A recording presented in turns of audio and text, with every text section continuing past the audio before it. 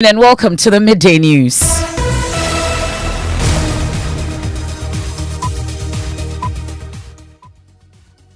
The news is live on Joy 99.7 FM here in Accra, in Kumasi on Love 99.5 FM. We're on Ganga FM in Jirapa, Kalewo FM in Akachi, Pad FM in Damango, Radio Justice in Tamale, and Radio Max in Takrade. We're live on X Spaces. We're on Facebook. We're on myjoyonline.com. The Midday News is proudly sponsored by Petrosol, your clean fuel in full quantity.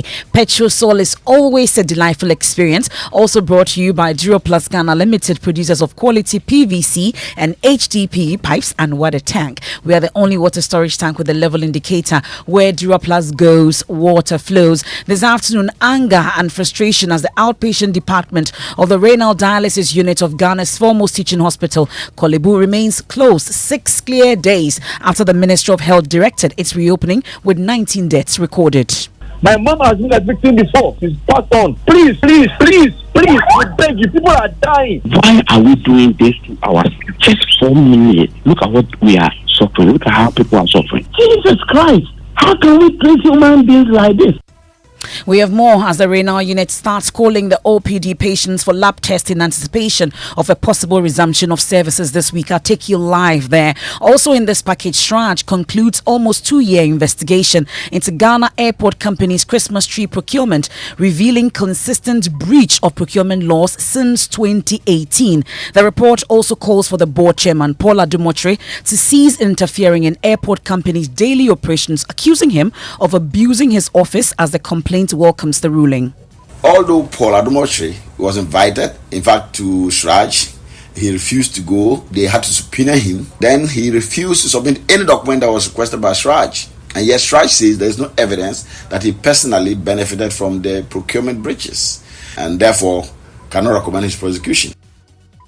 We'll get to hear more from the complainant shortly. Also, Secretary General of the Trades Union Congress demands punishment for individuals and organizations responsible for recent instability in the power sector as they engage the NDC flag bearer John Dramani Mahama on the Workers' Manifesto. All these people who are carrying on things where we have even got excess capacity of electricity must be punished properly. We'll get to hear from the former President John Dramani Mahama, who says he has a well-packaged plan for the labor force if elected. The escalating cost of living driven by hyperinflation, a collapsing currency, and rising prices of essential items, including food, has made life unbearable for millions of Ghanaian households who are currently practicing the 001 or 010. For those of you who know it, you know it. We have sports. A former advisor to Isaac Dogbe cast doubt on the world title prospect of the former champion. And our rate Akufo-Addo 4 out of 10 for his corruption fight. That's not me. That's the verdict of renowned economist Dr. Ishmael Yamson. And I'm not afraid to talk about this because it's the reality. This country, for as long as we have leaders who have come into office, indebted to people, and they have to pay them back, I'm sorry. We have that and more in this afternoon's edition of the Midday News. I am Emefa Apawu, and this is your home of independent, fearless, and credible journalism. Please do stay on for details.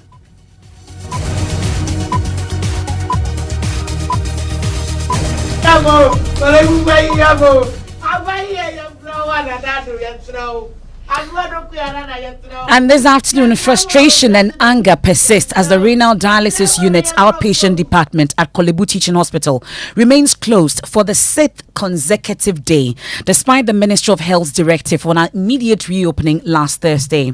Patients and their families are deeply concerned about the prolonged closure, which denies access to essential medical services like dialysis. The facility has been shut since May 22, making it 5 months and 17 days since the closure of the unit over a 4 million CD debt. The Renal Patients Association of Ghana say 19 of its members have died within that period. Maxwell Agbagba has more, and young members of the association, they are all under 30 years with kidney failure. I'm 16 years old. 16-year-old Rosemary Boydu. She has a kidney failure and requires dialysis treatment 3 times every week. She says with some health facilities charging as much as 500 Ghana cedis, she's unable to afford it. Sometimes, because of the dialysis, I don't go to school on Mondays and Thursdays. I'll come for dialysis. Whenever I go to school, sometimes I will be confused, especially when they treat mass. I don't understand where they are fruit. But sometimes if we get the money, we will come for the diet. If we do not get, then we will not go. Even sometimes what we eat is very difficult unless I'll be calling people, and sometimes I'll not get the money, so I have to sleep like this. We are pleading with government to help us with the dialysis. We cannot pay because of that. We are not able to go for dialysis. I've been on dialysis for the past 4 years. Also here is 24-year-old Stacey Adams Benny. It's been very, very challenging. I mean, I'm not getting support from anywhere currently because everyone is financially unstable. My mom is not working at the moment, and back home, I mean, things are not really going on well, so it's been very challenging. At least include dialysis on the NHIS because we are really suffering. People are dying. Dede Mensah has lost her mother and father. She's unemployed. She's sometimes compelled to go weeks without dialysis. I was schooling at Bryce Senior High, and I had kidney failure, so I have to come home. They put me on the machine. Sometimes we beg, so because of that, I don't drink water, I don't eat. Even when I'm thirsty, I will be there, I won't drink, because I know if I drink, I will suffer, so I won't drink. Well, there's anger mounting up as a result of this particular closure of the renal dialysis unit of the Kolebu Teaching Hospital. Some callers on the Super Morning Show poured out their anger and frustration about the prolonged closure. Listen to some of them. Let's send a little focus on these dialysis people. My mom has been a victim before, but she's no more. She's passed on. So I know what it takes when how the sequence is. Please, we beg you. People are dying. Priscilla is gone. Or because it's related to you. Priscilla is gone. She's dead and gone. She's dead and gone. Please, what is this? What is this? What have we done to you people? Please, it's enough. Why? Abba. How can we run a country like this? Go to Kolebu right now. When you get there, go to cry. Why are we doing this to ourselves? Just 4 minutes. Look at what we are suffering. Look at how people are suffering. People are dying. And they can help this country on the important things that affect the lives of simple or ordinary people in this country. And they say we should what? We should wake up and hear them and go and vote for them. Jesus Christ! How can we treat human beings like this? We can't pay less than $300,000, yet we are spending millions of dollars just to be chosen as flag bearers. It's been 5 months, 17 days since the unit has been closed. Well, there seems to be some silver lining in the thick cloud after our continuous reports on the matter. The latest information we are picking is that the renal unit has started calling out patients for lab tests ahead of a possible reopening within the week. Checks at the center on Tuesday morning revealed that outpatients are trooping in to undertake that lab test. However, they could not confirm the exact date the unit will be opened. Well, this delay in the reopening, despite the Ministry of Health's directive, stems from a stalemate between the management of Kolebu Teaching Hospital and the Ministry of Health over the sustainability of the unit and how the 4 million cedi debt hanging on the neck of the unit will be settled. Let me take you live to the renal dialysis unit of the Kolebu Teaching Hospital, where my colleague Kwesi Ade Kwating is standing by. Kwesi, you are the renal unit. What can you report? Okay, Emefa, I can confirm that the renal unit has started calling patients to come for a lab test ahead of a possible reopening, as you rightly indicated. So I've met a number of patients here at the unit who are with their lab cards coming for lab tests and also are waiting for them to be called to have their dialysis. I've even met one patient from Kibi in the Eastern region who came all the way from Chibi to come for the lab test ahead of a dialysis.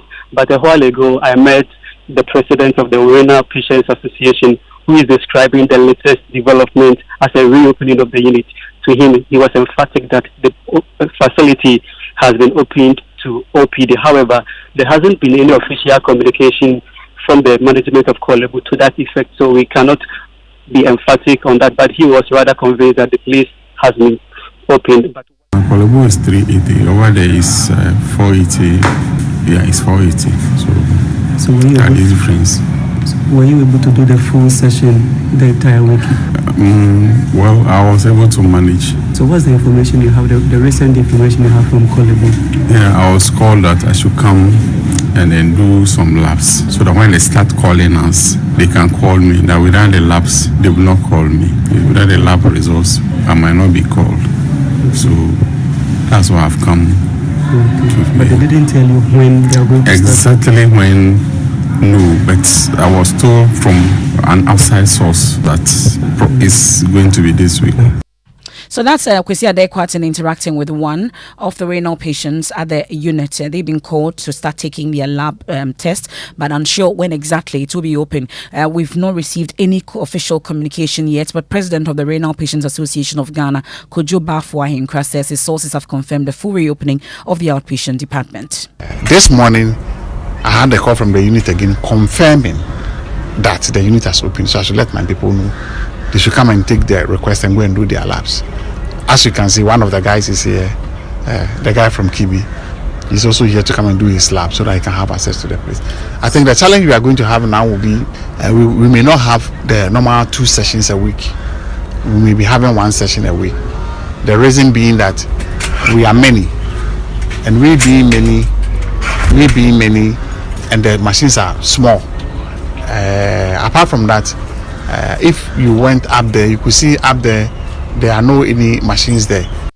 That's the president of the Renal Patients Association of Ghana, Kojo Bafwa Ahinkra there. Well, the health minister is expected to appear in Parliament this week after concerns were expressed by both sides of the House on the matter. Last week also we heard the Minister of State at the Finance Ministry, Mohammed Amin Adam, announcing that government will find a way to deal with the situation before the close of that week, but that is yet to happen. We're still following up on that for you. It's been 5 months, 16 days since the closure, and that's not right. Let's head on to some other stories now. And the Commission on Human Rights and Administrative Justice, SHRAJ, has found the Ghana Airport Company guilty of consistent breach of the procurement laws. According to the Commission, the airport company since 2018 undertook the procurement of Christmas trees with public funds but failed to comply with the procurement laws.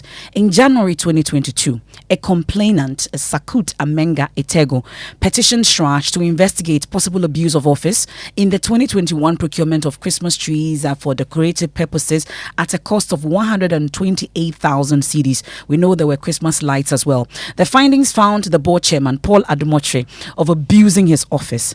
We have more, and head of our research desk, Raymond Akwa, joins me in studio with more on what we are learning out of this particular petition and the findings of SHRAJ. Raymond, the petitioner sought 3 reliefs. Walk us through.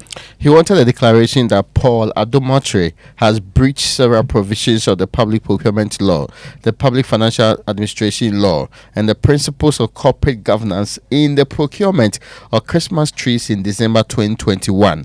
He wanted an order directed at the Ghana Airport Company to surcharge Paul Adumotre for the amount involved in the procurement and the breaches, and to recommend his removal as board chairman. And finally, he wanted a reference by the Commissioner SHRAJ to the appropriate authorities of its investigation and recommendation for the prosecution of Mr. Adumotre. Now, let's look at the findings of SHRAJ. First, on the procurement breaches by the Ghana Airport Company. Now, it stated that the Ghana Airport Company has, over the years from 2018 to date, been renting Christmas inspirations without recourse to the Procurement Act 2003 at 663 as amended. It also stated that the transaction was split into 2, contrary to the provisions of Act 663 as amended. The report also touched on the specific role played by the board chairman, Paul Adumotre. Yes, it says Mr. Adumotre partly interfered in the procurement of Christmas inspirations by the Ghana Airport Company in 2021 by making demands for invoices, and also said the interference by Paul in the procurement of Christmas inspirations by the management of the Ghana Airport Company Limited in 2021 amounted to abuse of office. It also says Paul communicated in the media on matters relating to the procurement of the Christmas inspirations by the Ghana Airport Company Limited. and that the interference by Paul in the procurement of Christmas trees by the Ghana Airport Company and communication by him were contrary to the principles of corporate governance. And finally, he made the point that the Christmas inspirations for 2021 were valued at 128,000 and not 118,000 as alleged by Mr. Adumotre. Okay, so are there any further sanctions or punishment for Mr. Paul Adumotre after establishing the abuse of office? No, I mean, in fact, in respect of the reliefs that were sought, the first one was that Shraj's investigation did not reveal that the respondent benefited in any way from the breaches that occasioned the procurement of the Christmas inspirations. Accordingly, there was no justification making a surcharge or that directed at Mr. Adumotre, and the recommendation for his removal too, they didn't do it. Okay. Now, again, their investigation did not also reveal any facts pointing to any criminal offense committed by Mr. Adumotre. For that reason, they are unable to refer him to any authority for further investigations, and they did not find any merit in recommending him for prosecution by the Attorney General. Okay, were there other recommendations by Shraj though?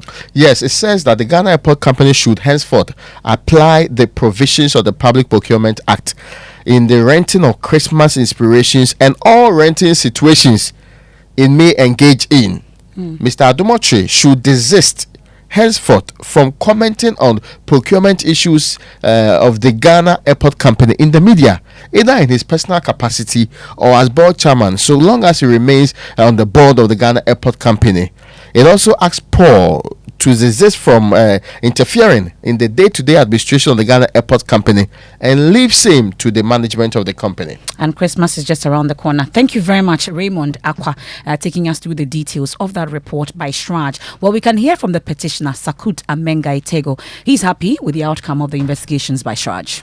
Although the breaching of the procurement law attracts a penalty of 1,000 penalty units or 5 years imprisonment, Shraj does not think that Paul should suffer this because he is not the organization, even though they agree that he interfered in the work of management and actually led to the breaking of the law. But the interesting part is that although Paul Adumotre was invited, in fact, to Shraj, he refused to go. They had to subpoena him before he attended the Shraj invitation, and then he refused to submit any document that was requested by Shraj. And yet Shraj says there is no evidence that he personally benefited from the procurement breaches, and therefore cannot recommend his prosecution.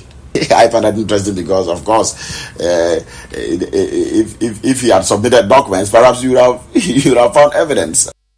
That's Sakuta Menga Itego, petitioner in that case that was brought before Shraj against the Ghana Airports Company Limited regarding the Christmas inspirations purchase last year. Now, the General Secretary of the Trade Union Congress has called on the Public Utilities and Regulatory Commission to identify and punish individuals or organizations responsible for the recent instability in the energy sector. The Electricity Company of Ghana, the Ghana National Petroleum Authority, has been playing the blame game over the recent outages blamed on inadequate gas supply from the West Africa Gas Pipeline Company Limited, WAPCO. The TUC is currently engaging the NDC flag bearer, John Dramani Mahama, on the Workers' Manifesto developed by the union. Secretary General Dr. Anthony Yalba described as shameful the lack of authority in the power sector. All these people who are carrying on doing so, when we have even got excess capacity of electricity, must be punished properly. If individuals are responsible, things happen. If institutions are responsible, they say if you don't want to do something, create a committee. But if you want something to do, give it to one person and ask him or her to work with whoever he thinks can make him or her achieve what you have given him. Let's practice that one. Institutions, they don't have any face. People do what they do because they want to cover their face. Well, it's also been describing as unsustainable the level of public debt in the country. Let me take you live to the TUC conference room where my colleague Samuel Imbura joins us. So, Samuel, what's been the reaction of the former president to the concerns raised by TUC?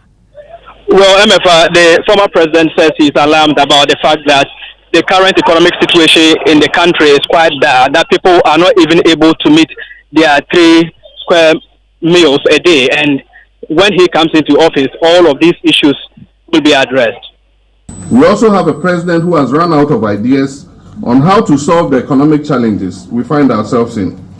And by his recent declaration, his focus and last energies are going to be expended on installing his anointed successor as the next president. Comrades, we could have avoided this unpleasant situation. The signs of this crisis were there for all to see. A conflicted finance minister whose only interest was to borrow endlessly and mar our economy in the quagmire of debt was obvious from as far back as 2019. We could see it coming. A president whose budget was creatively crafted to hide huge liabilities in order to present a favorable economic outturn to the world so that he could borrow more from the international capital market was evident for all to see.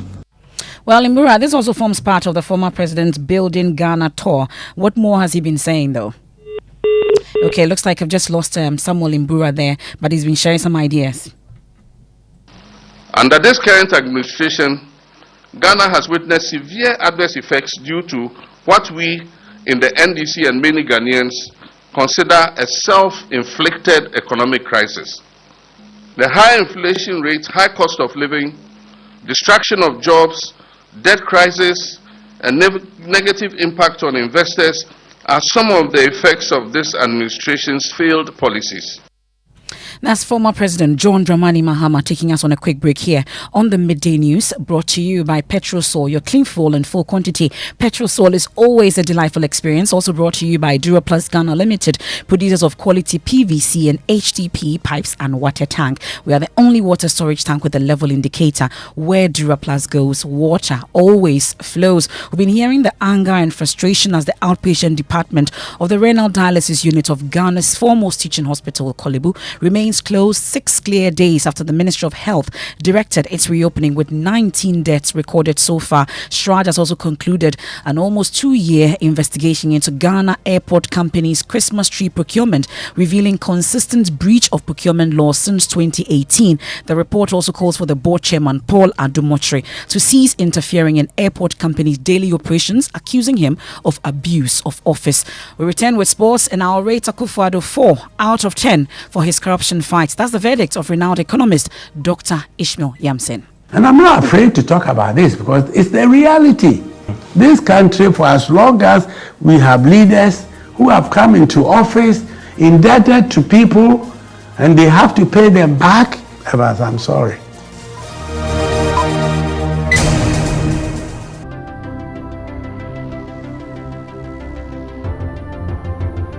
When budgets are tight and money difficult to come by, you want to be sure you get the best value for your money. These are not times to be spending money fixing expensive engine problems because of cheap fuel and lubricants. Drive to a Petrosol station today and buy your quality fuel and lubricants, and rest assured of fuel that lasts long and lubricants that prevent expensive engine problems. Hear the sound.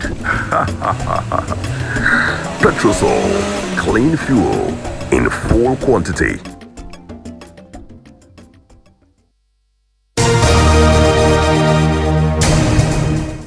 Thanks for staying with us. Let's do sports. Thank you very much, Emefa. Now, Yofibo, I'm a former strategic advisor to the former world champion Isaac Dogbe, has raised doubts about the boxer's chances of winning another world title. Now, just 6 months ago, Dogbe's quest for the WBO featherweight title in Oklahoma ended in defeat by Robaisi Ramirez. Now, Bohan believes that Dogbe's decision to move up to the featherweight division at the age of 29 poses a significant challenge to his goal of becoming a world champion once more. It's a no-go area for him. Take his height into consideration. But you saw the height and you still came in to advise it. Up to the super bantamweight class, he can still feature, but he has now jumped to featherweight. Featherweight, the experience that we had from with the Azuma's participation, come across a lot of featherweights, and Isaac Dogbe do not match them at all. Talk of DK Poison, who calls me commander, going in then for lightweight. In his time there were no supers and all that, and it was difficult. Now, quickly, Emefa, Ghana Premier League's headline sponsor, BetPower, they have terminated their agreement with the Ghana Football Association. The decision comes just a year and 3 months into their initially planned 3-year partnership with the AFA. We'll tell you more in our subsequent bulletins. Thank you very much, Mubarak. And it looks like Olympics is now Oli light off. Exactly, okay. Yesterday against Inswacheman. Okay, that's it for your sports. Let me take you to Ada. That rather unfortunate incident there. 2 persons died in a violent clash between local salt miner and Electrochem Ghana Limited at Toflokbo. Well, there's a statement from the district coordinating director signed on behalf of the district chief executive, and amongst others, they're raising concerns about what happened yesterday. Thankfully, Aaron Otu is the director at the Ada West District Assembly, joins us on the line. We are grateful for your time here on the Midday News. From your understanding so far, in terms of the preliminary investigations, what has it revealed? Okay. Thank you for having me on your line. Mr. Otu, you have to bring the phone closer to your mouth. We can hardly hear you. All right. Thank you for having me. Yes. So, as indicated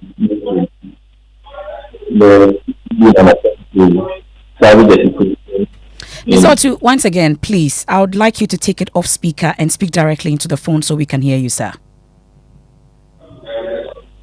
Hello? We'll try again. Mr. Otu, if it's off speaker, you can speak now.